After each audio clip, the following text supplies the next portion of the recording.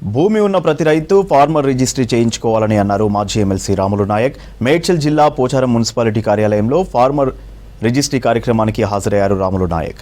ఆధార్తో దేశంలోని ప్రతి పౌరునికి గుర్తింపు ఇచ్చినట్లుగానే ప్రతి రైతుకు 11 నెంబర్లతో యూనిక్ కోడ్ని కేటాయించాలని కేంద్రం నిర్ణయించింది.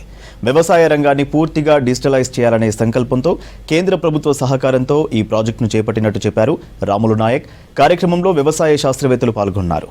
రేపటి నుండి 15 రోజుల పాటు ఫార్మర్ రిజిస్ట్రీ కార్యక్రమం కొనసాగనుంది. ప్రోగ్రామ్ ఇది ఏం ప్రైవేట్ ప్రోగ్రామ్ కాదు.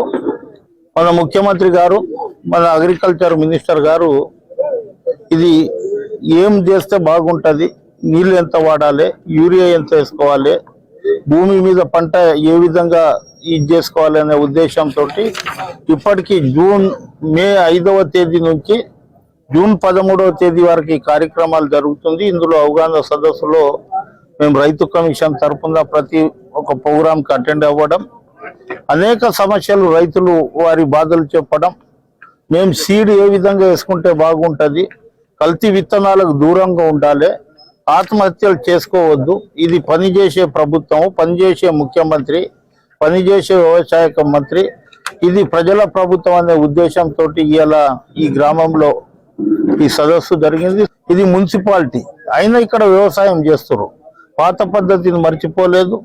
ఎన్ని పైసలు ఉన్నా 5 ఏళ్ళు నోట్లో పోవాలంటే కనీసం పండించే పంట ఉండాలంటే రైతు ఉండాలి, వ్యవసాయం ఉండాలి. అయినా ఇక్కడ వ్యవసాయం చేస్తున్నందుకు నేను ఇవాళనే మా కమిషనర్ చైర్మన్ గారికి కొంతమందికి రైతు బంధు పడలేదని నా దృష్టికి వచ్చింది.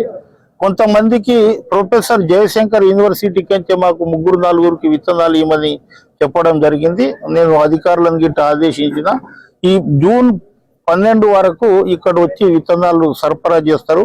ఆ విత్తనాలను ఏదైతే పండుతుందో వరి వేసుకునేటోళ్ళు, మొక్కజొన్న వేసుకునేటోళ్ళు రకరకాల పంటలను సీడ్గా మార్చండి, వేరే ఆదానికి ఇవ్వచ్చు వేరే రైతుకు.